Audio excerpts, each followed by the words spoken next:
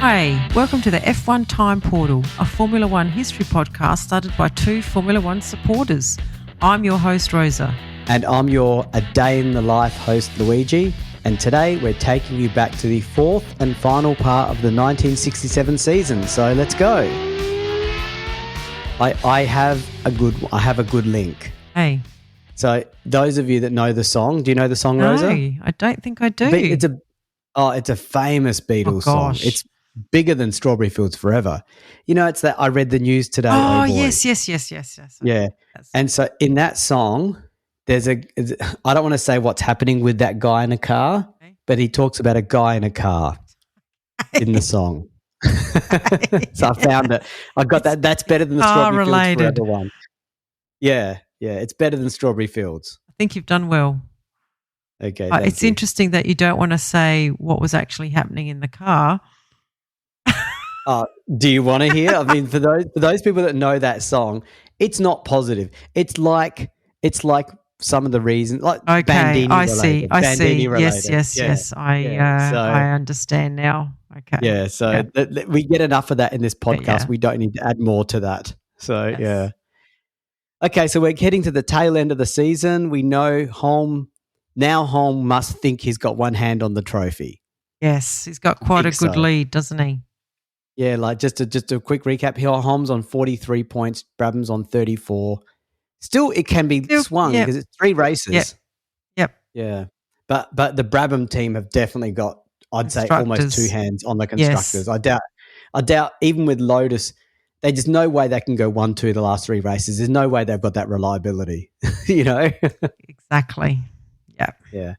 So this is race 9 of 11, the Italian Grand Prix, the one we all like, the slipstreaming awesome battles race. So this is September 10, 68 laps, 18 drivers, 3x2 by 3 grid, and the weather was warm and sunny. So here we are. Ferrari unveil a new engine for their home race, a 48-valve engine delivering 390 brake horsepower, but they only enter one car with Eamon, even though the 1966 race winner, Scarfiotti, was available. You've written my line here as "That's life." I want to say that's ridiculous. That's weird. Exactly. Like, why would they put one car in their own home You don't only race? have to have one car. You can have 2 cars. And why wouldn't you have Scarfiotti? And he's Italian. Like, why? This and they is can put him in Monza. the old car. They can put him in the old car. Do you know what I mean? Eamon's got a few podiums with that old car. Yep. It's just strange and weird. But that brake horsepower, 390, that's not far off the H16. And that H16 was like a train wreck. Yes. Maybe this car is okay. Maybe. You know, it's obviously, 48 valve. That sounds a lot. Does sound like a lot, yes. Whatever. We need a form. I'm not going to go technical about what the valves are. It's but, not. Yeah. So, surprising, hey? So, as a result, Scarfiotti ends up driving for Eagle. So, you know how Gurney had McLaren? Yes, he did. For a bit. Yes. Now McLaren's got his own team up and running. Yes. This is who he's got now. I just don't get why the Ferrari didn't put a second car in their old car. This is an Italian driver at the Italian Grand Prix in a Ferrari. Like, it ticks all the boxes. One little error and half the fans go home. Yes. So, very unusual. So, Honda also debuted their new RA300 with Surtees behind the wheel. So, Honda needed a break to get their act together before they were ready for this car. So, interesting. Cooper recruited Ickx to drive for them. So, I think this is Ickx's debut F1 race. Hey, yep. As Rodriguez was still out following an F2 accident, and Lotus entered a third car for Baghetti. So Lotus entered a third car. Ferrari couldn't do 2. So Lotus entered a third car for another Italian driver. And Ferrari couldn't even put one Italian driver in their Italian car at their home race. Yeah. Weird. Very weird. I'm sure there's logical reason for it, but whatever the logical reason is, not only has it been lost, but also you got to judge things by actions. Yes. And the actions don't make No, sense they from a don't. business racing perspective. If Ferrari were in the running for that constructors, surely they would have put another car Surely. in. I mean, you know what I mean? like you say, I can understand why every other team wanted an Italian driver on the grid for them. Except Ferrari. Ferrari. Oh, gosh. It just gets worse, doesn't it? Yeah. So anyway, to the race, rain and mechanical issues severely disrupted practice and lap times. But Jim Clark won his 5th pole position of the year.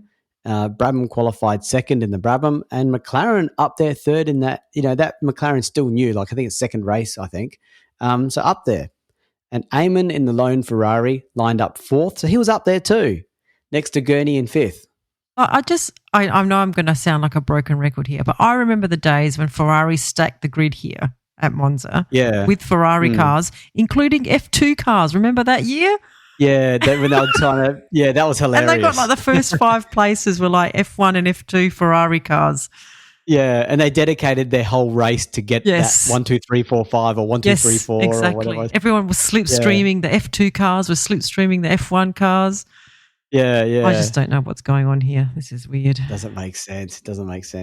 Yeah, so Ferrari didn't stack with the older cars. They didn't care for it. What about Hill and what about X? Tell me he's up there somewhere. Well, yeah, so Clark was on pole, right? Yeah. So Hill lined up in 8th. Gosh. Surtees in 9th in that all-new Honda. And X fell back to earth to 15th. Oh, that's a bit underwhelming for him. It is a little bit, but he's in that Cooper. Yeah, okay. What's the engine? The Cooper Maserati. Yeah, so something. He's probably going, I'll have my F2 Matra back, thanks. Yeah, probably faster. Yeah. So race day was warm and sunny, but at the start, utter confusion set in. Now, this is one of the most memorable starts I've read, to be honest. It's quite funny. There was a misunderstanding when an official lowered a green flag in an attempt to get the cars to move forward from the dummy grid. Oh, no. Nothing wrong there, right? Yep. I like how you say in an attempt. Yeah. So Brabham shot off in a cloud of tyre smoke, and before anyone realised, the race was on. So the starter, who was holding the Italian flag, looked on at this all happening with a horrified facial expression. So surely that's a false start for Brabham. Yeah. I think enough of the cars took off that they just let the race go. So, you know what I mean? So by the end of the first lap, despite his premature start, Brabham was not even in the first place. He was in second as Gurney had caught and past him and took the lead. Wow, that is crazy. Yeah. So I'm not sure if this is a reverse nonsense start or is it a nonsense start that is, let me say this again, a nonsense start is a bad start, but is a major jump start something else? Well, I think it's I think it's just a start because the cars just all took off. All of them, not just one. All of them took off. Yeah. But Brabham tricked them all to do it. He did. Wow. Yeah. And that poor race starter, he was there, his moment of glory. He'd probably the Italian, probably an Italian for sure. Once in a lifetime opportunity, and he was robbed big time. Yeah. And the horrified face, was that a Mike Lang word? Yeah, that's Mike Lang. Yeah, for sure. I mean, Mike Lang was, you know what Mike Lang did? He just thought, okay, if I was at Silverstone and they said, here, Mike Lang, you get to wave the flag, here's the British flag, he probably overlaid that feeling to that Italian person who saw his opportunity. Oh, we don't know if it's a he, but this is 67. Probably. In the era of sexism, it would have been a he. No way they would have put a woman there. So, yeah. Okay. Interesting. So, to the premature race, Gurney is leading. That's hilarious. That's why they couldn't jump. That's why they couldn't get them with the jump starts. Because remember a while ago, Hill did a jump start and they punished him. Yes. But they couldn't do that to the whole grid. That was the problem. Right. Yeah. So to the premature race, Gurney is leading, Brabham in second, Hill in third, followed by Clark, McLaren, Stewart in the BRM, Holman the Brabham, Eamon, Scarfiotti and Surtees. Wow, okay. Going to see some interesting slipstreaming here. They're all tightly bunched. Yeah, that's why I named more drivers than normal, Yes, because they're all lined up. They're all in play. Yep. Yeah, and many times we hear the Mike Lang say, but the positions are somewhat irrelevant because they keep changing every few corners, sort of thing. So on the second lap, Clark stormed past Hill, and then both of them disposed of Brabham. Brabham was probably like in shock over what he'd just done. Jumped the start, going, "Oh, hang on a minute, that was a green flag, not the Italian flag." Yeah, which is third green. Yes. Yeah. I know. Yeah. He saw the green and said, "Go. Green, go. Italian flag, 1/3, go." Clark was not happy with second place, however, and during the following lap, he shot past Gurney to take the lead of the race. Like it when he's in this mood. We've seen it a few times now. He's on a mission. Yeah, he definitely is. So Gurney's Eagle Westlake engine then died on lap 5. So he's not having a Repco experience, is he? No. He went down the Repco path maybe, but he's not. No. So followed by Scarfiotti in the other Eagle the very next lap with the very same problem. Gosh, that win in 1966 must seem like a very long time ago now for that Eagle team. Or not Eagle, Scarfiotti, I think. Was Scarfiotti won in 66? Oh, yeah, he did too. Yes, yeah. So, so he's Italian. He's driving this American car. American, yes. He's an Italian. That's what counts, right, in Italy. So, although having said that, I'll just do a quick diversion. I think it was in the early 80s. There was a race where it was at Monza. I'm pretty sure it was Monza or Imola. If I'm not remembering, the story is the same, right? A Ferrari driver was leading the race, and it was a non-Italian in that Ferrari car. I can't remember who it was. He retired towards the end. So the person who won the race was Patrese in the Brabham. Now, Riccardo Patrese is an Italian driver, and he was booed. And he was horrified because he's an Italian winning his home race, but the fans did not give a toss. It's all about the Ferrari. It's all about that red car. Yeah. Anyway, I wish I could remember the details of the race, but I know it was in the early 80s. Yeah. So, but a very funny story. So, where was I up to? Clark is leading. So Clark is leading. Yep. Yeah. So Hill is now in second with Holm catching him in third. So, and as we said, the cars are all tight. The next cars were McLaren, Stewart, and Brabham.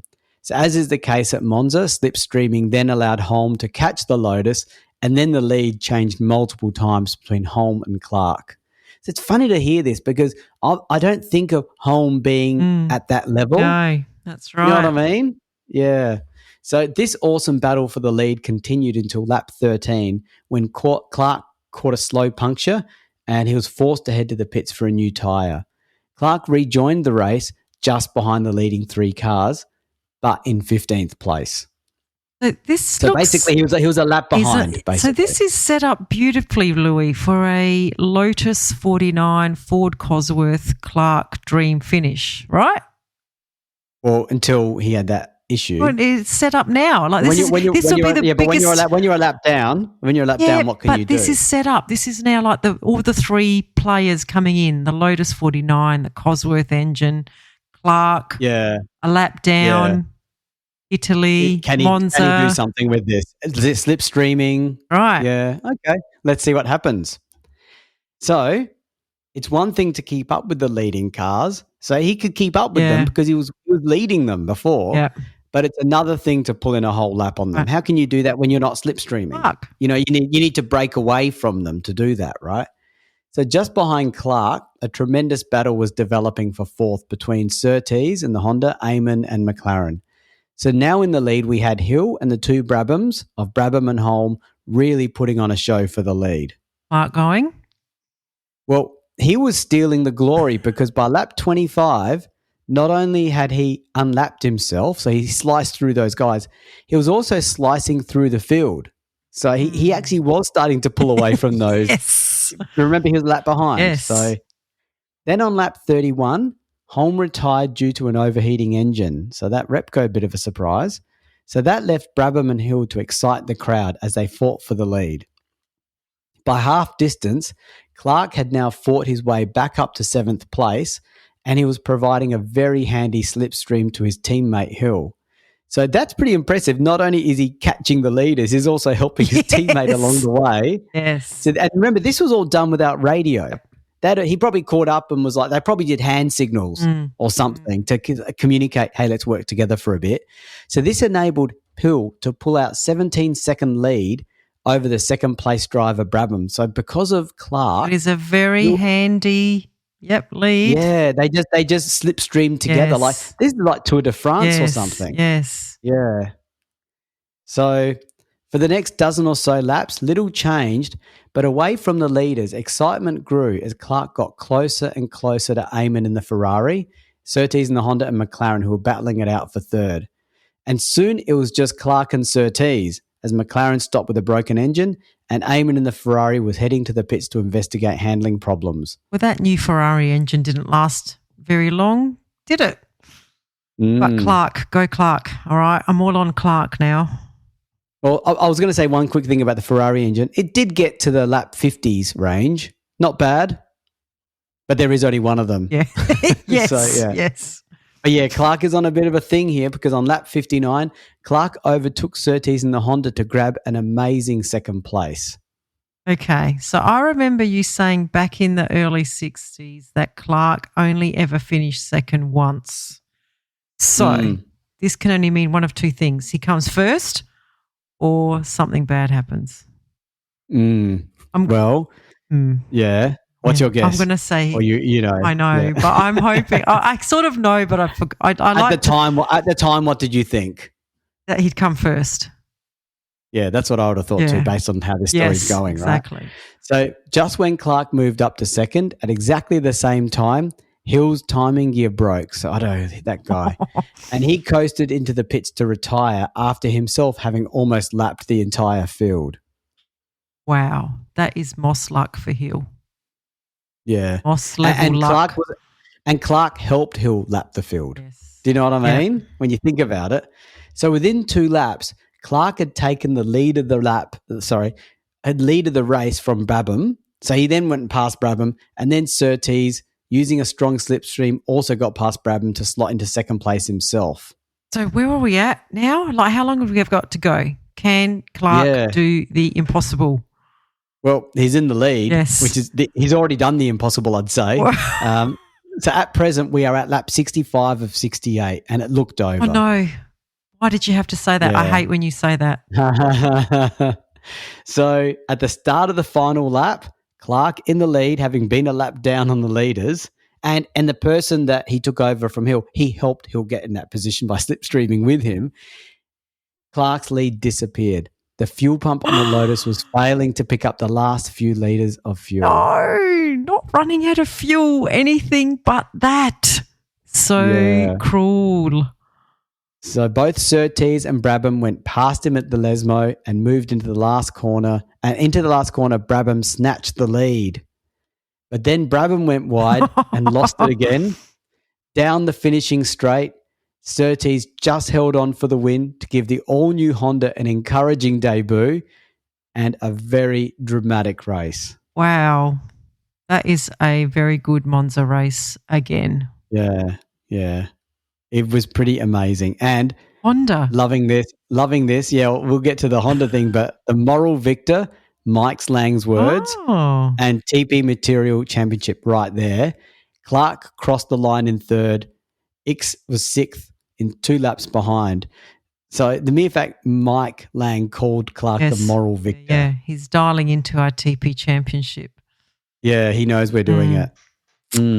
Wow, and the Honda. So this was the second victory for the Honda team. Yeah. And the last one for this factory team until another one of my favourite drivers, Luigi, Jenson Button, wins the 2006 Hungarian Grand Prix. That is a very, very long time between drinks for the Honda racing team. Don't forget, Honda had engines for other teams and won races, but this was their works team, their chassis, everything. So this race, I mean, we've given it the right credit and attention, but this race is considered one of Clark's greatest performances in Formula One. And just to recap the drama, he led the race until lap 12 when he picked up a puncture, lost an entire lap. He then spent the next 48 laps recovering through the field, taking the lead again on lap 80 60. out of a 60-lap race. Lap 60 yeah, out of it. Yeah, lap 60 out of a 68-lap race. I said 80 of a 68-lap race. And then he ran out of fuel on the final lap to finish third. And it sounds like almost the last corner by the sounds of it. It sounds like it. Yeah. That is a great drive. And sometimes they're not always for the win. Yeah, for sure. So what a great result. And I've almost forgotten who did win. Who did win again? Because it's like it sort of seemed a bit irrelevant. Surtees, right. That's right. The Honda win. Yeah, just that sort of seems out of irrelevant. Nowhere, like even out of nowhere, because Brabham made that mistake. Yeah, Brabham should have won. Brabham should have won it. Yeah. Oh gosh. Okay, so on to the championship standings. We've got Denny Holm on 43. Jack Brabham has caught up on 40. He's in second place. Jim Clark only 3 points behind with 2 races to go. Jim Clark on 23 in third place. And on the constructors, we've got Brabham, Repco 57 points, Lotus Ford 26, and Cooper Maserati 24. Well, Holm must be getting nervous now because he's got his team leader behind him. I'd say it's too much for Clark, but Brabham can do it. I don't think Clark can do it. Clark, 8:16. No, he can't do it. Yeah. All right. So we're up to race 10 of 11, the second to last race of the season, the United States Grand Prix at Watkins Glen. This race was on the 1st of October, 108 laps, 18 drivers, a 2x2 grid, and the weather was warm and sunny. So with the constructors' title wrapped up by the reliable Repco engine in the Brabham, of course, attention turned to the driver's title, which was now between the 2 Brabham drivers. So despite this, it was the Lotus duo who occupied the front with Hill on pole and Clark second. Who does well at this track, doesn't he? I think he's won here 3 times. Placed. Yeah, he likes this track. He does. So Gurney in the Eagle was third. Eamon was fourth in the Ferrari on the second row. So not as much drama for the intro of this race because when the flag fell on race day, Hill managed to out-accelerate Clark to take the lead. Oh, that's interesting. And no massive false jump starts. Yeah. No dudes standing in the middle of the grid. Yeah, it's all, and what else? Was there something else at the start of the year? Yeah, no, that guy that was just standing in the middle of the grid. That was weird. Yeah, that was funny. So on the second lap, Gurney in the Eagle passed Clark to take second place, but Clark fought back, and on lap 8, Clark retook second place. So just shows you that for 6 laps, those two would have been at it hammer and tongs, Yeah. So Brabham and Holm in the Ferrari? No, Holm's not in a Ferrari. But Brabham and Holm were fighting for third with Eamon just behind them. Eamon's in the Ferrari. Yeah, that's right. Okay, got it. Okay, so it's shaping up to be exciting. Probably not as exciting as our previous race, but not much is going to beat that. No. But yeah. So Surtees, who qualified 11th and the defending winner from the last race, was slowly working his way back up through the field. Very different track for that Honda versus that Monza track. Yeah. Well, that Honda must have been it was a little bit lucky with what happened around him, but that must have been a pretty powerful engine car. It must have been up there because Monza's it's not a twisty track, is it? No. So yeah. So Surtees was closing in on Brabham and Eamon when his engine developed a splutter and he was forced into the pits on lap 13. So at the front, Hill was still leading from Clark, but Eamon was now catching Holm, having settled his battle with Brabham. So Holm himself, though, was closing up on Gurney's Eagle, and within 5 laps, Holm had moved up to third place. So he's up there behind the 2 Lotuses. So that's what he needs to be. He needs to be up there, just keep getting the points, and more importantly, finish ahead of Brabham, I guess, Jack Brabham. On lap 25, Gurney then retired with a broken rear suspension. And at the front now, it was Hill leading still, followed by Clark and then Eamon. So a bit of excitement behind the 2 Lotuses. Then drama at the front. Hill's clutch had issues on lap 41 and he was overtaken by Clark. But he was still able to keep ahead of Eamon in the Ferrari. Where's your poor Hill comment? Doesn't warrant it? He's not out. He's not out. He's been hobbled. It's interesting why you said that. When you said that, I thought It's not team orders, but it sounded like team orders, but it's clutch. Yeah. Well, that's what we were told. Yeah, exactly. But let's not be cynical. This Yeah. isn't the era of No. this isn't the era of media manipulation. Yeah. They didn't have, Yeah. this wouldn't have made the newspapers. Yeah. It's not interesting enough. Yeah. Do you know what I mean? Yeah. Eamon finally got past the Honda of Surtees, and then by lap 65, he'd caught up to and passed Hill's, I'd say, hobbled Lotus now. Yeah. He's having a good race, Eamon, in that Ferrari. A new Ferrari. Yeah. Yep. I mean, this is where I've made a mistake. I was meant to get the book out. I forgot to get the book out. I want to know if there was any other Ferraris in this race. I don't think there are. Oh, really? So they just went with what's happening with the Ferrari team? One car team. Yeah. Jeez, okay. In the championship battle, Brabham was suffering from a slow puncture, so he had to pit and rejoined in 8th place. So Holm was now in 4th, but a long, long way behind the leading 3 cars of Clark, Hill and Eamon. So after 72 laps, Clark's lead was now 14 seconds. However, second place was in danger as Hill's oil pressure was dropping, so he's getting more issues now, which slowed him down. And eventually this allowed Eamon to overtake Hill on lap 84. I'm liking this. Where has that Ferrari been all season? How long did it take him to get this new engine? Yeah, I know. It seems like everyone struggles to get their cars ready at time. Yeah. They're doing mid-year launches and stuff. Well, and this is like nearly the end of the year. I know. And Ferrari only brought their car out now. So on lap 86, the new Ferrari engine blew up and Eamon was out. That serves me right for asking that question. Yeah. So Clark looked all set for an easy victory. Ouija! Why do you keep saying that? That sounds bad now. Something bad's going to happen. Yeah. You've conditioned me. Yeah. Lap 106 out of 108, Clark's rear suspension broke, but he was still able to nurse the car along for the last 2 laps to finish 6 seconds ahead of his teammate, who had 2 issues himself, and still take the checkered flag. So Holm, solid finishing 3rd, maybe a bit lucky because of Eamon's retirement, completely out of fuel. Brabham finished 5th, having recovered from that puncture. You remember he fell back to 8th or something. Yeah.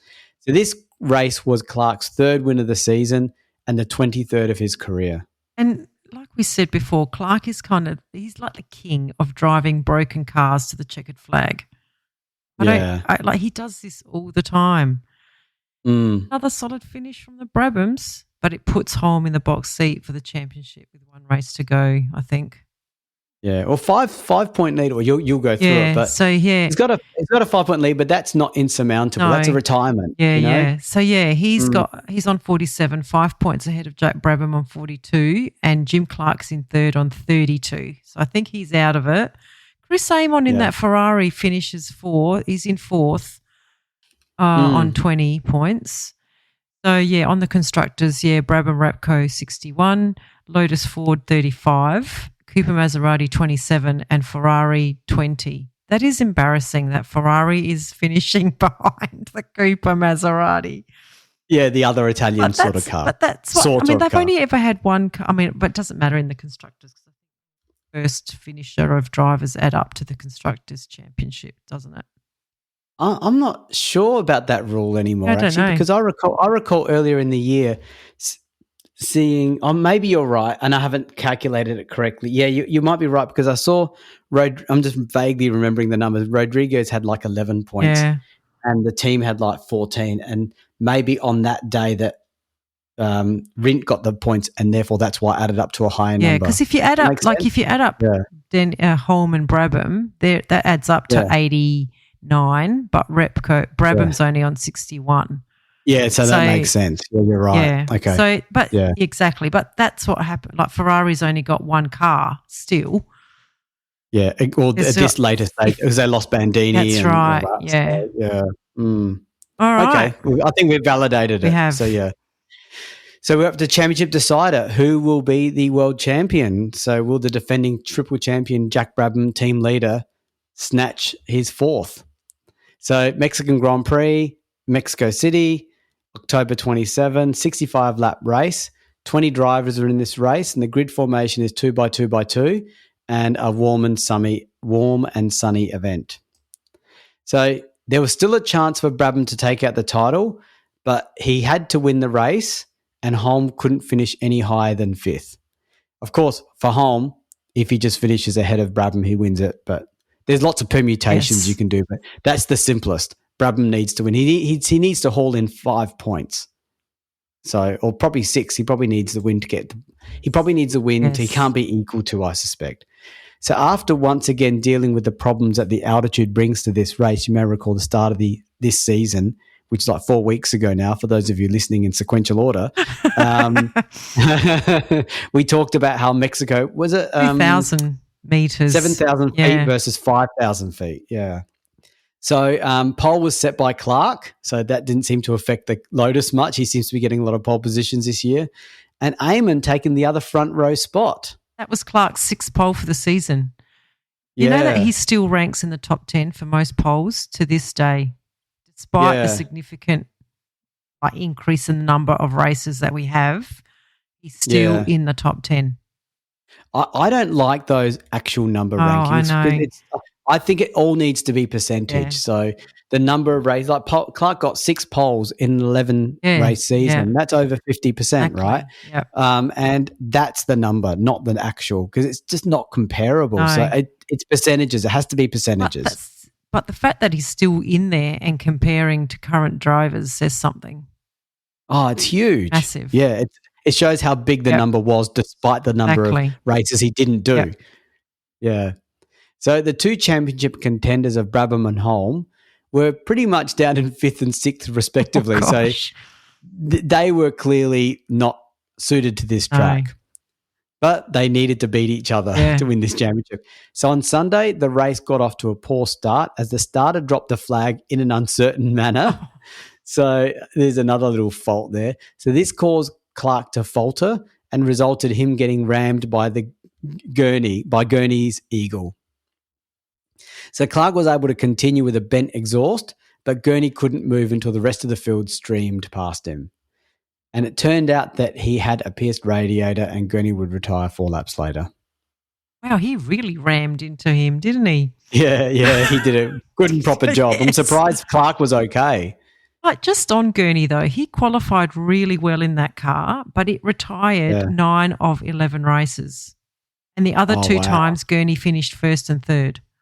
So it was all or nothing. And like that car just was not race ready. It was a little bit like Lotus. Yes. Yeah, just didn't get the attention. No. Yeah, but he was also qualifying up there too. He was. All year. Yeah, all year. Yeah. He was a good driver, good qualifier. Yeah. So, and also Eagle spent most of the year with the old chassis. And I think they were using the McLaren. I think they were using the new McLaren chassis. Yeah, that's probably why they did a sweetheart deal with Bruce McLaren. Yeah, you drive our car while your car's not ready, and we've already done a deal with you to buy the McLaren. So they were like, I wonder if you could almost. I don't want to go so far as to say this is like the relationship between Red Bull and Toro Rosso. Oh, no, that's too far. That's way I think it's too far. They were independent, but they were a little bit in bed together. Okay. Yeah, business bed. Yeah. So to the race, after the unusual start, the uncertain start, we had Hill in the Lotus in the lead, followed by Eamon in the Ferrari. But within 3 laps, Ferrari's up there, but within 3 laps, Clark with his bent exhaust had already overtaken them both to gain the lead. So, yeah. Oh, wow. Then Clark's clutch failed. But he continued to dominate the race, and by lap 10, he had a 9-second lead over his teammate. See, again, he can drive a broken car like no one else. Yeah, I know. Clark steadily increased his lead, and on lap 18, Hill retired again with a broken drive shaft. Mike Lang stated that Clark started to wonder whether he was next. How did Mike Lang know what Clark was thinking? Maybe it was what he was thinking. How can he make that claim? That's just poetic license. I like the fact that he's being emotional. Is it not normally emotional? No. But I've never heard him say what the driver was thinking. Oh, that's right. Clearly right. What he was thinking. Mike is what he was thinking. Yeah. Just on Hill, that's 8 retirements from 11 starts. That is such a bad comeback for him at Lotus. But I still think he would bank that versus the BRM car. Yeah, I How many don't times have we talked know. about Stewart? How many times have we talked about Stewart? Look, at least Stewart finishes. I Mm, know we don't really talk about him because he's finishing like 5th and 4th and 6th and 7th, but yeah. I still. don't know. I'd rather be in the lead and retire than, I don't know. I get what you mean. Hard to know till you're in the situation. I'd rather be getting Hill did get a couple of poles and had some battles He with did, Clark. yeah. Yeah, he's not done his reputation any damage by going head to head with Clark in this I don't team. think he Would you has. say No, that? I agree. I would agree with In fact, that. he's probably escalated his reputation because he could mix it with him. Clark was definitely faster, but he could mix with him on Yes. occasion. And look, most of the retirements were not his fault. They were all Yeah, mechanical issues. And think about those two races where he had, okay, that was his fault maybe. Well, he had to rebuild his car twice just before the race. That's not good. That's not a nice car to drive, Car didn't set up anymore. So to the race, Clark somehow remained in the lead because remember he had that bent exhaust from Gurney. And by lap 24, he was over half a minute clear of Eamon, while Holman the Brabham and Surtees and the Honda and McLaren were the only other cars on the same lap. Lotus is fast when it's not breaking down. Like when it actually is reliable, it is too fast for any other team to keep up with them. Yeah. So I feel like we've said this before about that Lotus many, many times. This is like the Sterling Moss story, So with less than 3 laps to go, Eamon suddenly spluttered to a stop with no fuel. Oh. But after Brabham, Holman, Surtees and God passed, he restarted and managed to hiccup to the line in 5th place. So that Ferrari's showing some potential, isn't it? But it's not showing the potential of Lotus. It's sort of, potential to be podium car. So with Holmes sitting comfortably within the top 5, knowing he had to finish 5th and nothing else mattered. So Holmes was obviously aware of that. And with only one place away from Brabham, he was pretty much doing what was required to secure the championship. So Eamon, was now classified 9th as his last lap was deleted, having taken twice the time of the winner's fastest lap. What? Is that a new rule? Yeah, why? Why? Shouldn't that be your own consequence? Yeah. Why do they have to eliminate you? Right. That could have been Holm. Imagine if Holm went twice the time and suddenly he's 9th from 5th and he loses the championship. Yeah. Do you know what I mean? That is weird. So Clark won by over a minute. Brabham finished 2nd. Holm 3rd, a lap down. And this pretty much gave Holm his first and only world championship ahead of teammate and team leader / team boss Jack Brabham. Wow. So he's the only champion from New Zealand up to now. Yeah. And the first of 2 drivers to win the title without achieving a pole position in the season. Wow.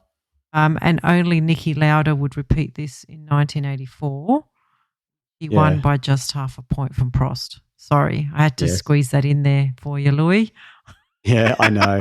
And that was an interesting season, that 84 season, because Prost was getting pole like all the time.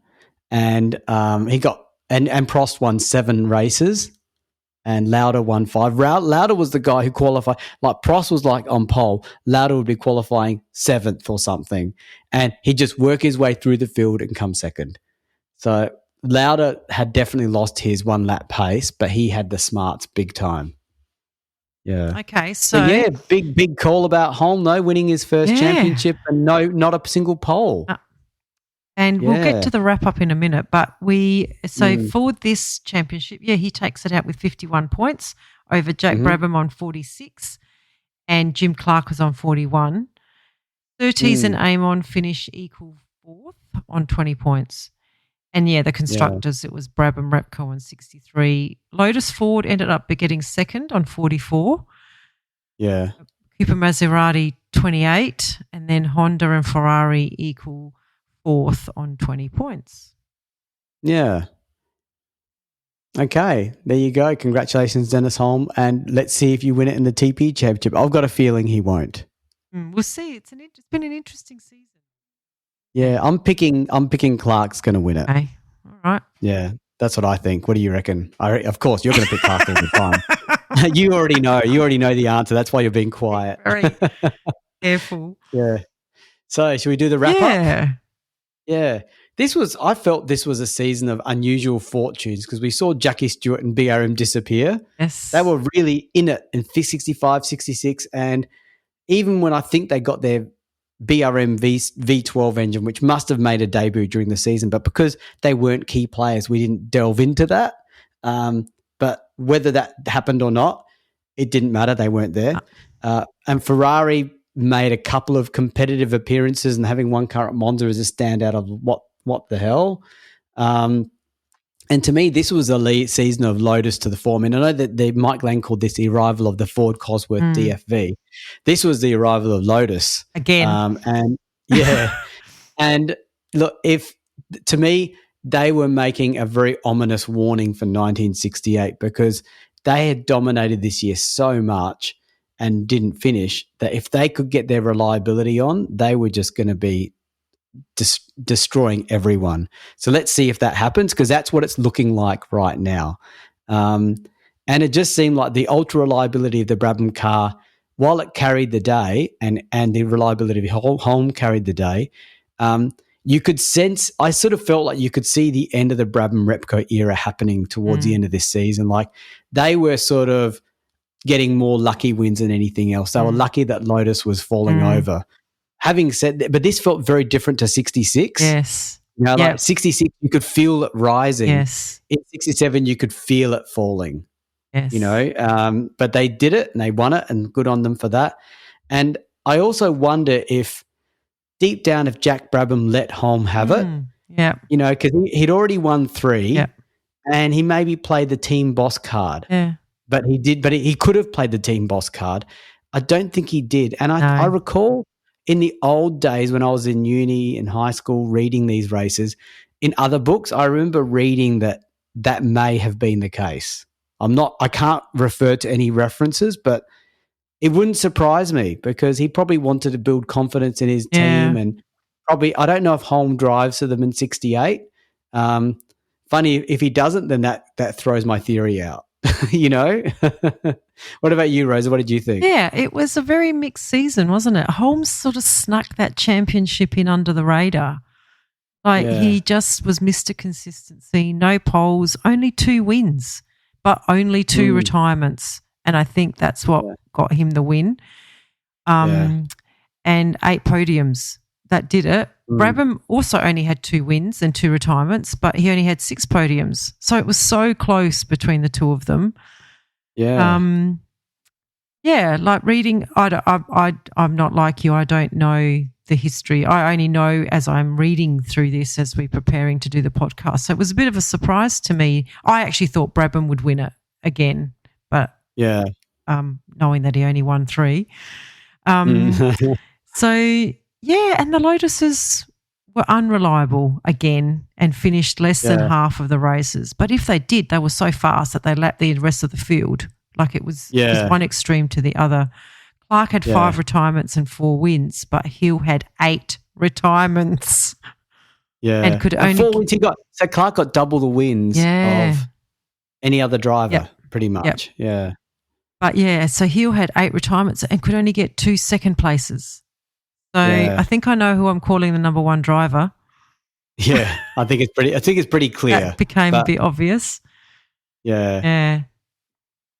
Yeah, so I guess we'll have the TP Championship for 1967 up next. Yeah, I'm predicting a Clark win, but you never know because it's not just me, it's not just Rosa. There's also a third party. person. Yes. Yeah, and who knows where their bias is like. This is not about leveraging our biases. We independently review each race independent of each other. Yes, and I'm not just going to give it to Clark because I like him or not. Right. It's going to be on the race, you know. Yes. So I think we're going to see a different change. We'll see.